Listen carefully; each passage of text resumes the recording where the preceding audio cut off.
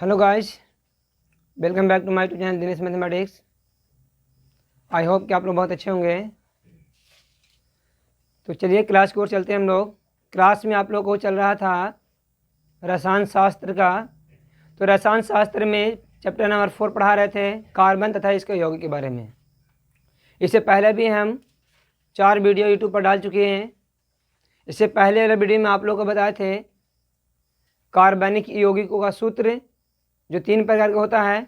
Lewis electron बिंदु संरचना, संरचना सूत्र, त्रिविमीय संरचना सूत्र। तो ये तीनों के बारे में हम लोग पिछले वाला वीडियो में अच्छे से पढ़ लिए हैं। अगर आप उस वीडियो को मिस कर दिए हैं तो उसका लिंक इसके डिस्क्रिप्शन बॉक्स में आपको मिल जाएगा, आप वहाँ से जा कर के देख सकते हैं। आज की इस क्लास में हम लोग पढ़ने जा रहे हैं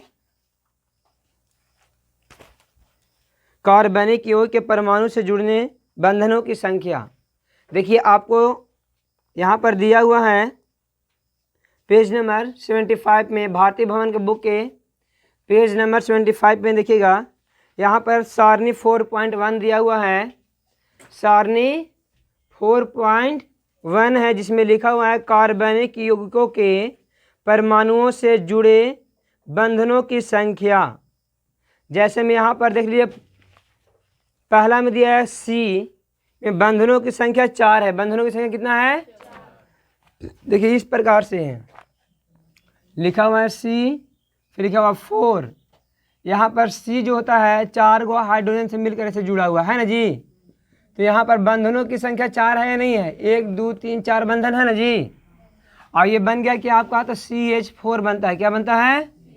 इसका नाम होता है मेथेन। मेथेन क्या नाम है इसका? आगे समझ में। आगे देखिए परमाणु है O। परमाणु कौन रहेगा? O। तो यहाँ पर इसमें 2 बंधन बनता है। क्यों बंधन बनता है? तो यहाँ लिखते हैं बंधनों की संख्या 2। अब 2 कैसे होगा देखिएगा, ध्यान से समझिएगा आप लोग।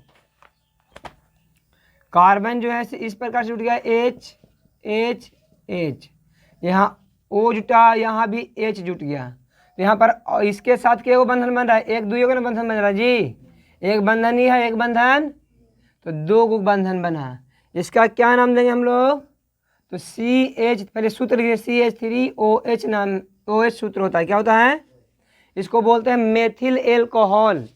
किसी में भी अगर OH नज़र आया बाबू, तो आप लोगों को हम बता चुके हैं, अम्ल और भस्म वाले लेसन में आप लोग को अच्छा से बताए थे कि कभी भी OH नज़र आएगा तो उसको एल्कोहल बोलना है। क्या बोलना है? तो ये मेथिल है। क्या है?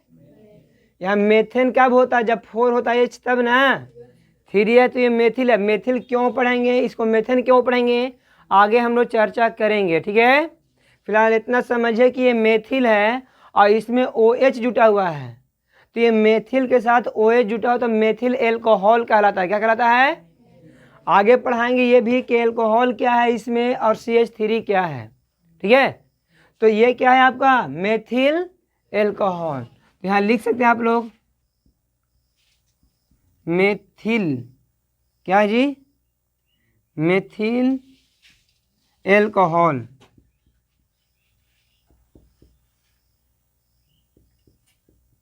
मेथिल एल्कोहल होता है। क्या होता है नाम? आया समझ में। अब यहाँ पर एक परमाणु नाइट्रोजन को लेते हैं, N को लेते हैं। किसको लेते हैं? तो इसमें कितने बंधन बनेंगे? 3 बंधन। कितने बंधन बनते हैं? अब देखिए 3 कौन कौन से बंधन बनते हैं, ध्यान से आप लोग देखिएगा ना। देखिए CH यहाँ पर N लगा दिए। तो नाइट्रोजन के बाहरी कक्षा में 5 इलेक्ट्रॉन होता है। नाइट्रोजन के बाहरी कक्षा में कितने इलेक्ट्रॉन है? 5 इलेक्ट्रॉन होते हैं। तो इसको 3 इलेक्ट्रॉन और चाहिए ना, कि नहीं चाहिए? तो एगो इसके साथ संयोग कर लिया, साझेदारी कर लिया। देखिए एगो हाइड्रोजन के साथ साझेदारी कर लेगा, एगो ये हाइड्रोजन के साथ साझेदारी कर लिया। तो यहाँ पर देखिए तब 1 2 3 को बंधन नहीं बन रहा है, 3 बंधन बन रहा है कि नहीं बन रहा है जी। इसका नाम होता है, इसका सूत्र CH3 डैश। यहाँ पर क्या N के साथ H के वो है 2 है ना जी। तो इसको बोलते हैं मेथिल एमीन। मेथिल, लिखने में दिक्कत हो रहा है, मेथिल एमीन, याद रहेगा ना नाम, ठीक है। अब अगला है, आप लोग देखिएगा क्या है, फ्लोरीन है, क्लोरीन है, और क्या जी, ब्रोमीन और आयोडीन है ना।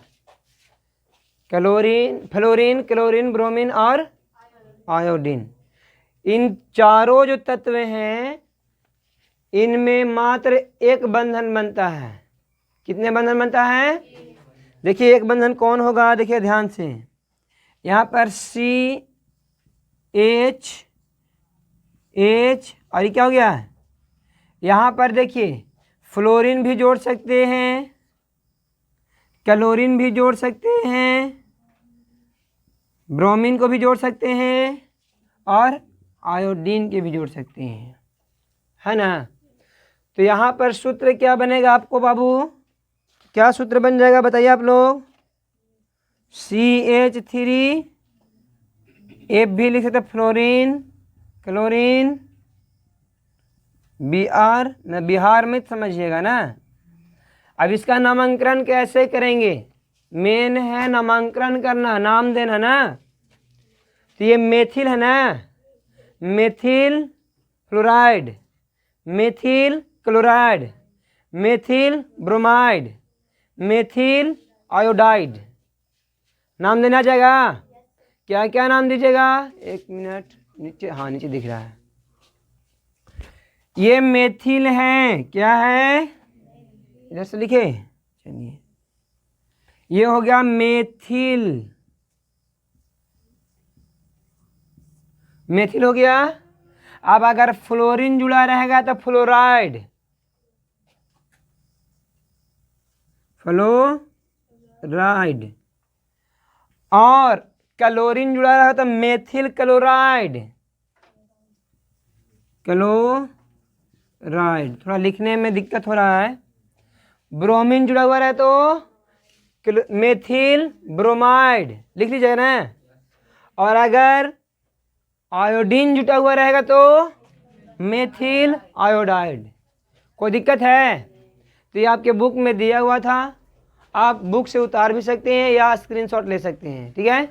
ये परमाणु है, ये क्या है, कार्बन भी परमाणु है, ऑक्सीजन परमाणु है, नाइट्रोजन परमाणु है, फ्लोरीन, क्लोरीन, ब्रोमीन और आयोडीन, ये सब के सब क्या है। अच्छा इसमें नहीं लिखे थे ना। दूसरी बात ये हो गया आपका बंधनों की संख्या, यानी कि कार्बन में कितने बंधन बनते हैं, तो कार्बन में 4 बंधन बनते हैं।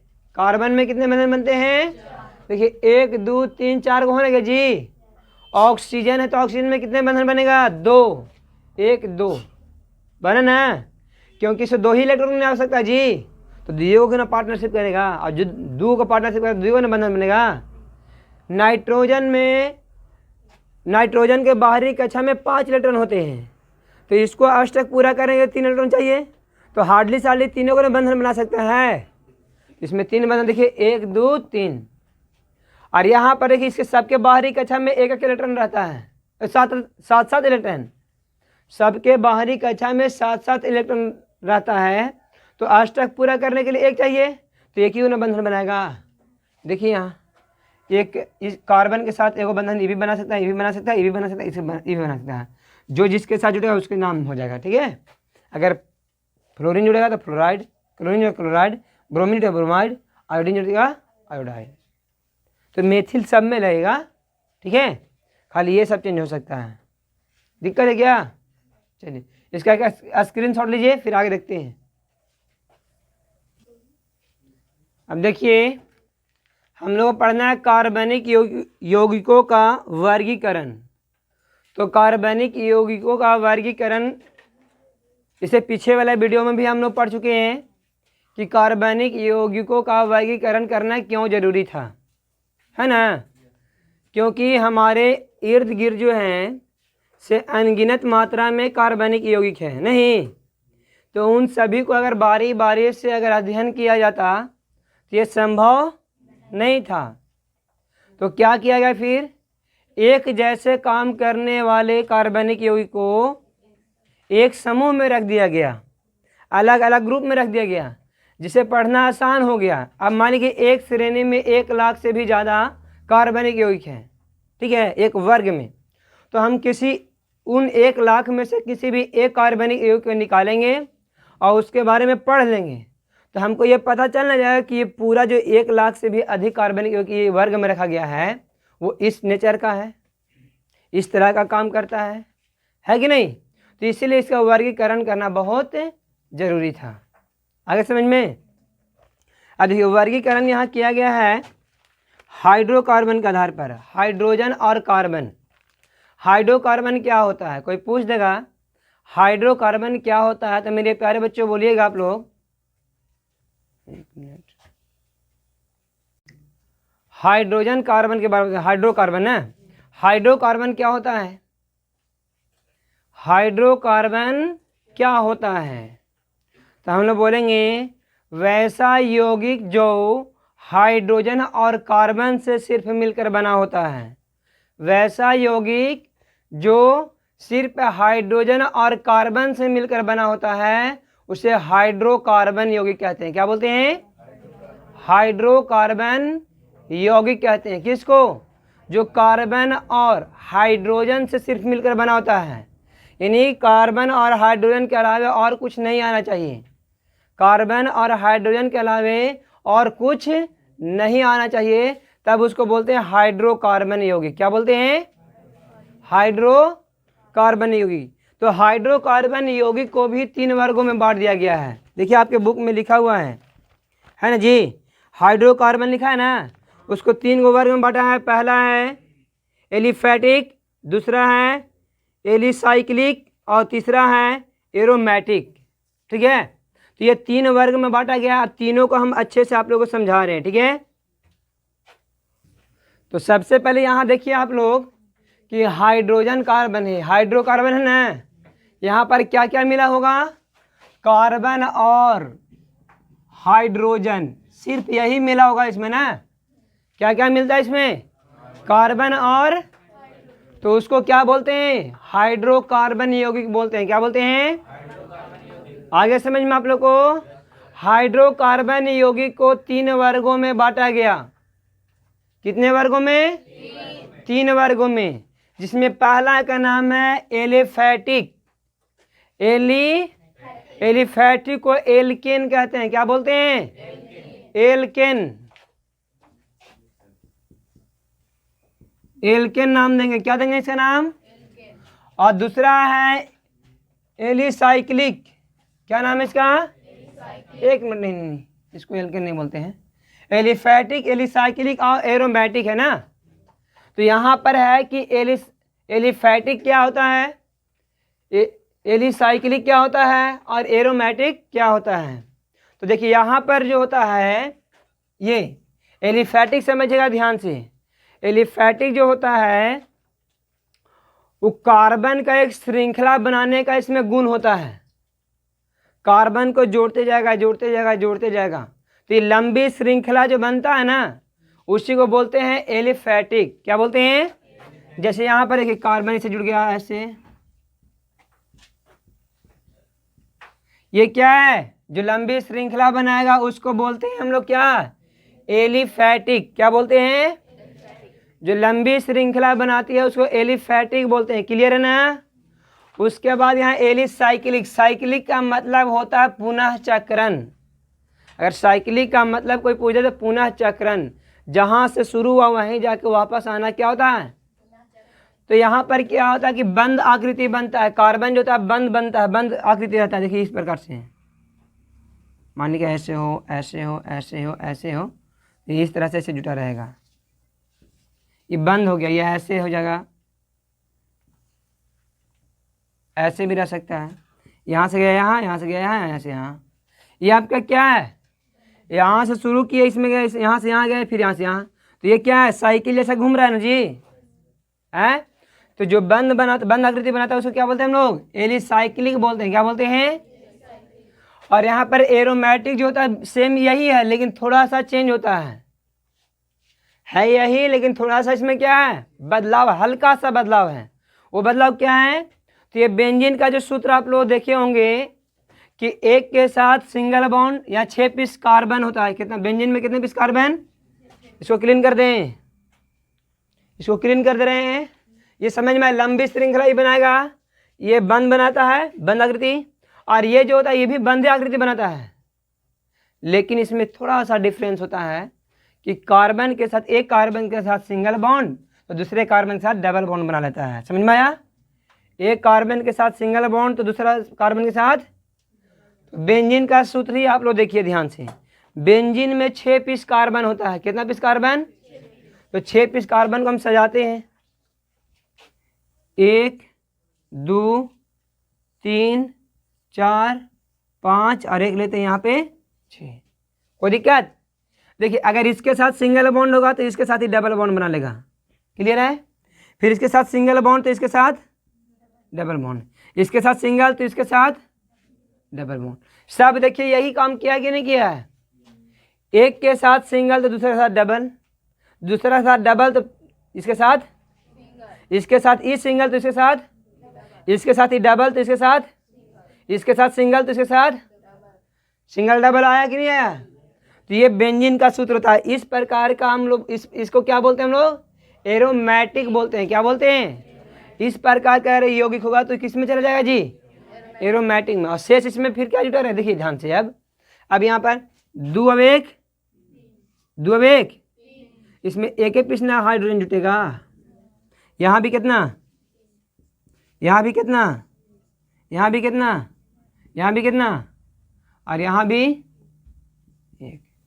तो यहाँ पर इसका बेंजीन का सूत्र C6H6 होता है। क्या होता है, C6H6, मैंने 6 पीस कार्बन और 6 पीस हाइड्रोजन। देखिए सबका पूरा हुआ कि नहीं अष्टक।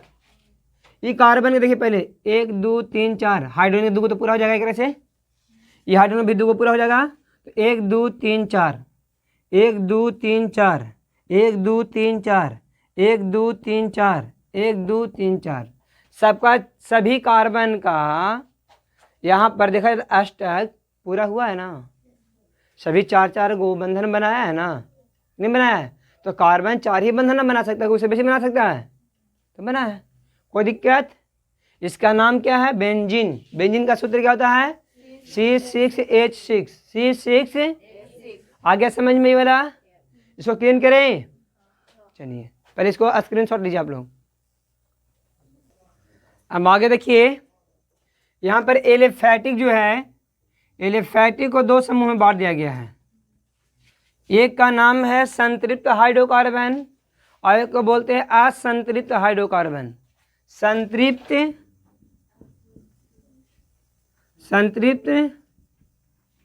हाइड्रोकार्बन,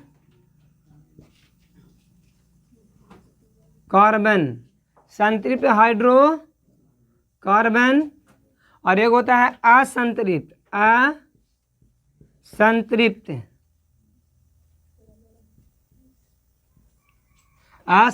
हाइड्रोकार्बन है।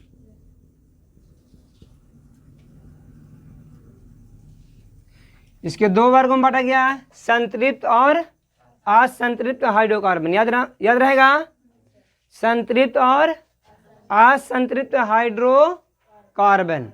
अब यहाँ पर संतृप्त हाइड्रोकार्बन क्या है, इसमें कार्बन कार्बन के बीच में सिंगल बॉन्ड रहता है। कितने बंधन बनते हैं, एकल बंधन।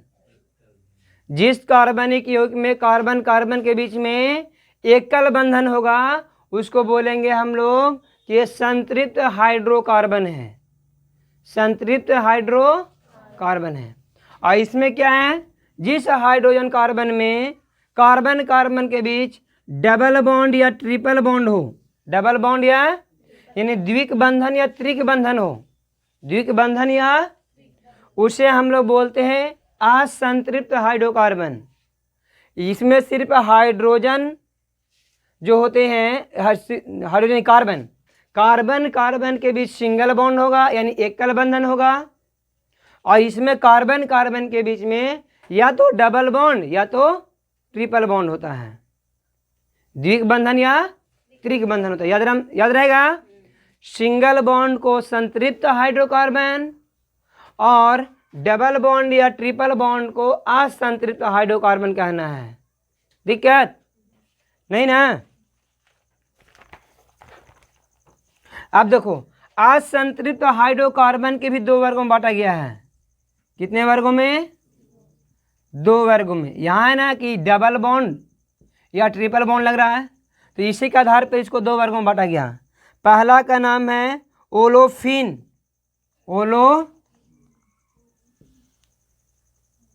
ओलेफिन है, ओलेफिन। क्या नाम है? ओलेफिन। और दूसरा का नाम है एसिटिलीन।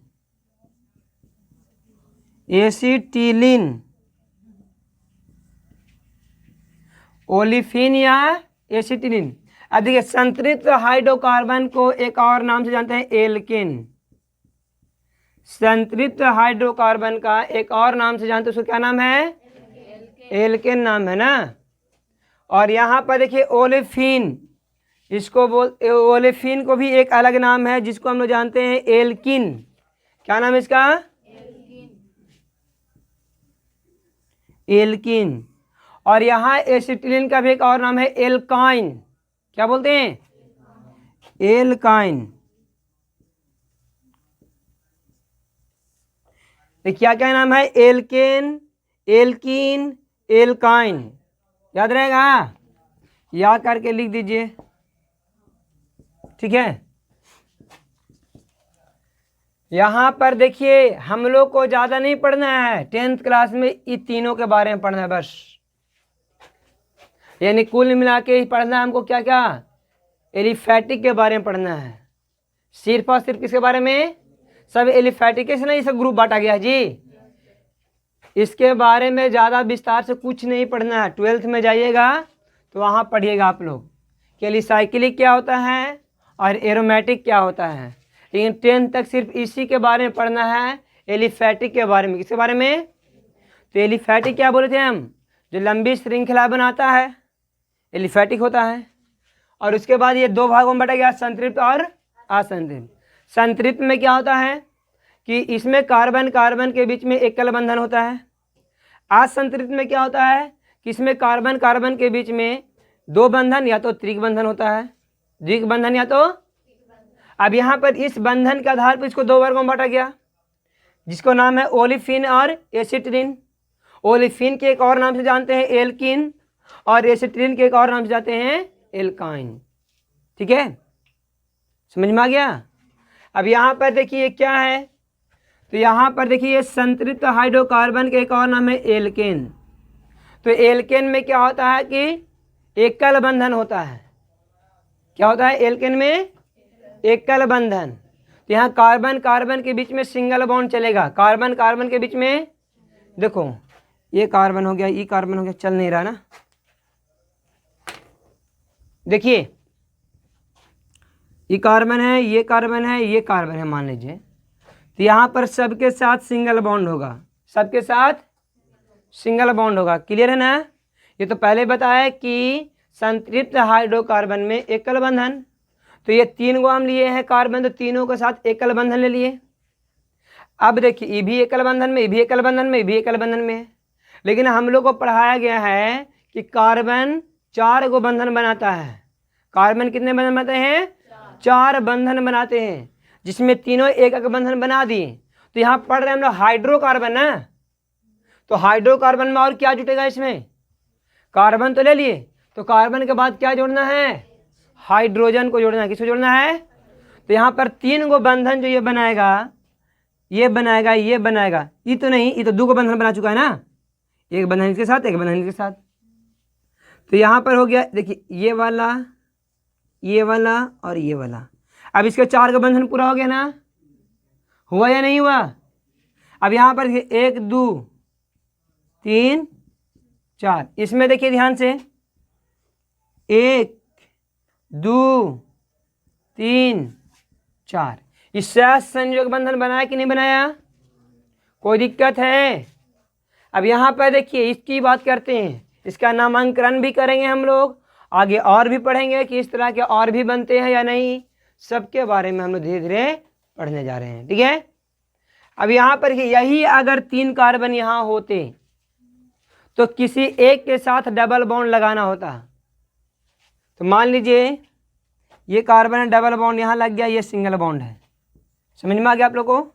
एक मिनट, ये दिखेगा नहीं, फिर इसको यहाँ पर लिखते हैं ना। एल्किन था, एल्किन था जी, एल्किन एल्किन एल्काइन। ठीक है, यहाँ डबल बॉन्ड के साथ हो गया तो ये द्विक बंधन हुआ ना। तो जिसमें द्विक बंधन होता है उसको बोलते हैं ओलिफिन। क्या बोलते हैं? इसमें कार्बन कार्बन के बीच में द्विक बंधन होता है। वो असंतृप्त हाइड्रोकार्बन तो है ही, लेकिन असंतृप्त हाइड्रोकार्बन के एक अलग ग्रुप था ओलिफिन। तो द्विक बंधन में ओलिफिन होता है। क्या होता है? इसके एक और नाम से जानते हैं, एल्किन। क्या नाम जानते हैं? अब देखिए यहाँ पर देखिए क्या हुआ, 1 पीस 2 3 अब 1 4। क्लियर है? 1 2 3 अब 1 2 3 अब 1 4। ऐसे ही नहीं बनाएगा?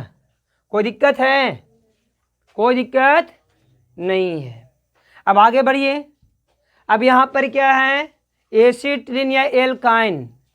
तो एसिटिलीन या एल्काइन में कार्बन कार्बन के बीच में त्रिक बंधन होता है। कार्बन कार्बन के बीच में त्रिक बंधन होता है। तो त्रिक बंधन या कैसे बनाएंगे, देखिए इसको भी ऊपर लिख देते हैं, एल्काइन। क्लियर है ना? क्या बनेगा? तो कार्बन कार्बन में त्रिक बंधन बनाइए। 1 पीस कार्बन यहीं 3, या मान लीजिए आप यहाँ सिंगल बॉन्ड दे देते हैं, यहाँ ट्रिपल बॉन्ड लगा देते हैं। कोई दिक्कत? ट्रिपल बॉन्ड लग गया ना। अब देखिए इसके साथ 1 बंधन, 2 बंधन, 3 अब 1। देखिए 1 2 3 अब 1 4, इसका तो बंधन पूरा हुआ है, इसमें कुछ छेड़छाड़। यहाँ देखिए 1 2 3 अब 1 4। तो इस तरह से ये क्या है, हाइड्रोकार्बन के हम लोग को पढ़ना है वर्गीकरण। एकल बंधन संतृप्त, द्विक और त्रिक बंधन असंतृप्त। द्विक और त्रिक बंधन के आधार पर इसको 2 वर्ग में, द्विक बंधन को ओलिफिन और त्रिक बंधन को एसिटिलीन। ओलिफिन के एक और नाम एल्किन और एसिटिलीन के एक और नाम एल्काइन। यहाँ पर ये संतृप्त हाइड्रोकार्बन के मात्र एक ही प्रकार होता है जिसका नाम है एल्केन। क्या है? तो एल्केन का क्या बोलते हैं हम लोग, जिसमें एक एक कार्बन के बीच में एक एक इलेक्ट्रॉन का साझेदारी हो। कार्बन के बीच में एक एक इलेक्ट्रॉन के बीच एक एक इलेक्ट्रॉन का साझेदारी हो तो क्या बोलते हैं? एल्केन बोलते हैं। क्या बोलते हैं? अब जरा इस पर थोड़ा और ध्यान दीजिए। तो संरचना सूत्र पर, संरचना सूत्र पर यहां लिखे सबको, क्या यहां लिखते हैं? इसका क्या होगा, सी के पीस 3 पीस, और एच कितना पीस है? 3 3 6 7 8 पीस है ना। C3H8। यहां देखिए, यहाँ सी कितना पीस, H 1 2 3 4 5 6 पीस है, 6 पीस ना है। इसमें देखिए तो 1 2 3 1 2 और H कितना है, 4 गुना है जी। तो इसका सूत्र हो गया, इसका क्या हो गया। लेकिन यदि इससे पूछा जाता है कि इसे सामान्य सूत्र निकाल के दिखाइए कि एल्केन का समान सूत्र क्या होगा, एल्किन का समान सूत्र क्या होगा, एल्काइन का समान सूत्र क्या होगा, तो आप लोग यहाँ से भी देख के बता सकते हैं। आप कहे कैसे, इसको क्लीन करें क्या, इसको क्लीन करते हैं समझने के लिए।